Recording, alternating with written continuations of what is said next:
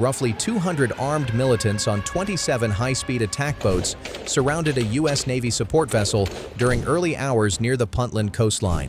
They carried RPG launchers, belt-fed machine guns, and clear instructions to seize the ship. From their view, this was a vulnerable American target, drifting slowly, seemingly exposed. But they had just walked into a setup built to destroy them. In less than 6 hours, the entire pirate assault group was eliminated. Their shore bases were flattened by coordinated air and naval fire. Their entire weapons pipeline was wiped out in under 12 minutes. The United States took 0 casualties. Not a single sailor lost. More than 200 hostiles were confirmed neutralized. This wasn't a normal mission. It was a statement. Take a shot, and you won't get another. 4:12 a.m., July 17, 2025. The ocean surface near Somalia was completely still. No radar anomalies, no alerts. A large U.S. logistics ship inched through the corridor known for piracy, barely lit, with no apparent escort. On the upper deck, minimal activity. It was a trap. And they took it. 27 attack skiffs approached fast, their engines loud, wake trails sharp. 3 wings of boats peeled off into coordinated lanes, one to the bow, one toward starboard, and one swinging around to the rear.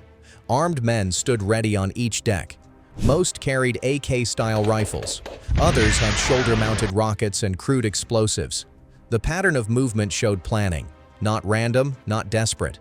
4 U.S. crew members were immediately seized. 2 injured by explosive debris. 1 sustained a leg fracture. Cargo units were breached. Internal lines were severed. Backup comms went dark. A secondary antenna tower was taken. 1 pirate, covered in scrap armor, stood on a tower yelling through a speaker, "We control this vessel. No one moves." What he didn't know, beneath the main deck, a mechanical trigger had already been pulled. No noise, no alert. Just a stealth-coded signal pushed into orbit and routed through WGS-11 military satellite to the 5th Fleet. The carrier USS Gerald R. Ford received the transmission 90 nautical miles away. The alert was marked critical. Enemy on board. Ship compromised. Captain's order. Confirm threat. Launch full package. That unlocked immediate authorization. The entire carrier group activated. Missile decks opened. Radar towers lit. Seahawk teams rolled into position. Reaper drones aligned. Under the waves, the USS South Dakota, running silent, processed new firing instructions. The enemy had no idea. Pirates on deck were still focused on fuel searches, prisoner movement, and deck control. They hadn't hijacked a ship. They had set off a full-force American military counter-response. This was no ransom play. It was an instant kill order. By 6:04 a.m., just before daylight broke, 2 of the skiffs had already been taken out. Debris drifted half a mile off the main vessel. The atmosphere wasn't peaceful. It was a prelude to destruction. Because LSV-32 wasn't an accidental target. It was a final piece in an 11-week counterintelligence mission known as Deep Signal. Every move was pre-programmed, slowed route, dimmed lights, civilian disguise, all designed to trigger an overreach. The Rear Admiral approved the plan after satellite intelligence caught multiple Somali fishing boats with abnormal weapons stock and tracked new smuggling lanes pointing back to Yemen and Eritrea. In the weeks prior, pirate groups were spotted using deadlier gear, anti-armor weapons, commercial drones fitted with encrypted signal boosters. Signal tracking confirmed foreign support. The mission shifted from containment to elimination. 6:08 a.m. The first rays hit the Somali coast. 2 skiffs flipped, burnt wood drifting half a mile from LS-532. Still water, but not silence, not peace. It was the final breath before impact. LSV-32 wasn't random. It was placed, planned. The last move in a 12-week Navy op called Silent Vortex. Slow route, low lighting, civilian disguise. Every move was intentional. Rear Admiral Sloan gave the green light after Reaper drones flagged movement near 3 Somali fishing harbors. 2 sites lit up repeatedly. Cargo offloads, men armed, boxes marked in Russian. 1 drone caught a modified drone antenna mounted on a trawler. The pieces fit. Weapons were flowing in. Yemen, Eritrea. Signals scrambled but patterns clear. RPGs, anti-armor warheads, repurposed drones. The pirates weren't freelancers. They were trained, supplied, tracked, and now exposed. The mission changed. This wasn't defense. It became exposure. Pull the whole chain into daylight. Burn it. The moment LSV-32 got boarded, the protocol jumped. From threat containment to active strike. USS Gerald R. Ford launched 2 FA-18E Super Hornets. No missiles. Not yet. Just eyes. They climbed to 18,000 feet. Circling. Watching. MQ-25 Stingray already in position. Heat scan live. Fog radar online. 24 skiffs still floating. They had split into 3 wings, all slowly towing LSV-32 toward a port called Harka. On CIA lists since 2022. Fuel stops, gun swaps, cash points, same old port, new mission. Below the sea, USS South Dakota slipped into shallow lanes. Risky depth, 140 feet, no sonar ping, just glide. New coordinates loaded. Target, relay stations and fuel bunkers buried near the rocks. On surface flank, USS gravely faked ID, signal spoofing. Pirate scouts saw nothing. Seahawks loaded. 1 MH-60R helicopter launched low from USS Mason, flying just above wave height, below radar. No warning. Back on the carrier deck, electronic warfare systems powered up. Growlers, Hawkeyes, jammers live. Region locked. Signal teams swept every band. Found 4 ground hubs, 2 buried under scrap metal, 1 submerged, 1 masked as a warehouse. All active. Then the anomaly appeared. A small fishing vessel, unmarked, gray paint, no flags, riding parallel to the skiffs. Stingray picked up long-range transmission gear. High-frequency node, matched a past smuggler trail flagged in April.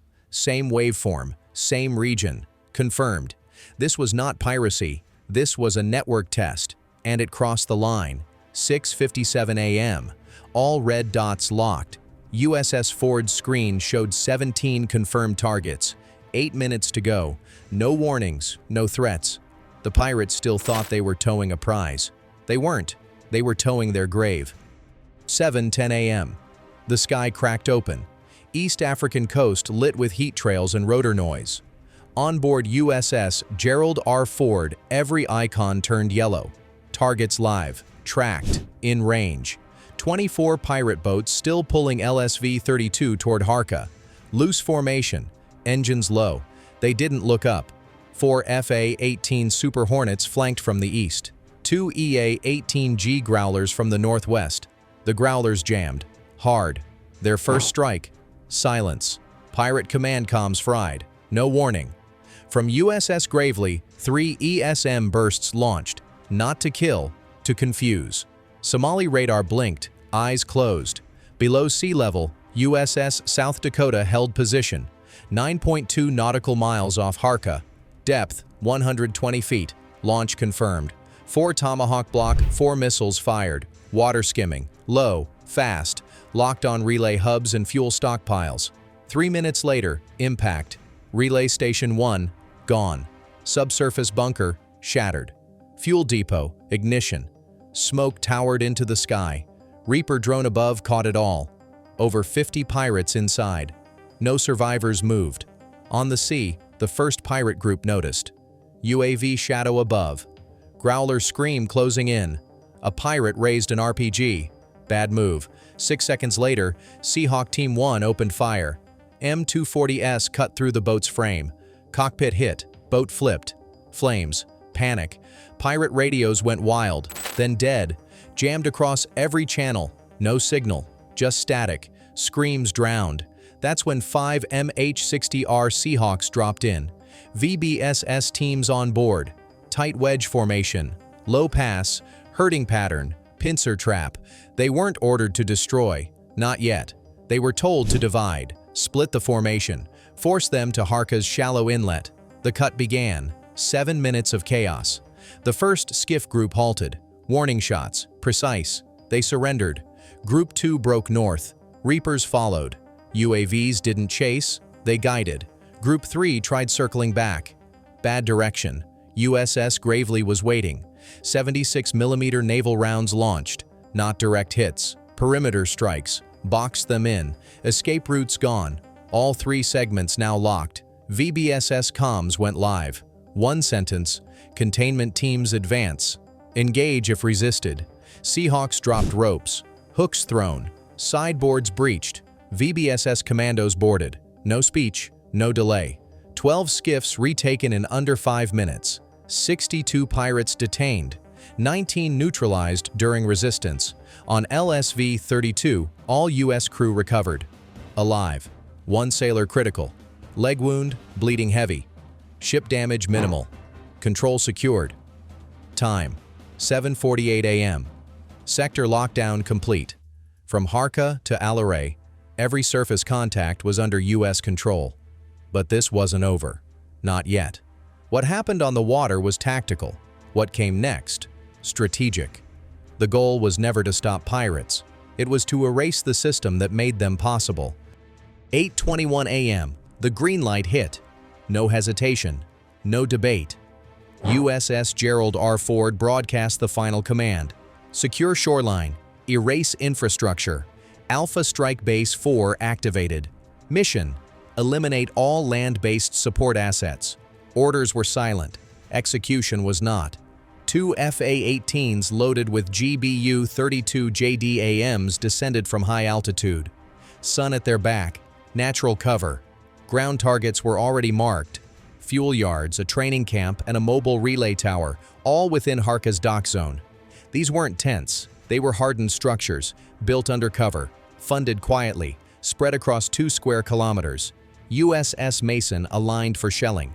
127mm naval gun unlocked. Targeting data locked. 8:24 a.m. The strike began. 4 JDAMs dropped in sequence. First impact, the training facility. Gone on contact. Second, the command post.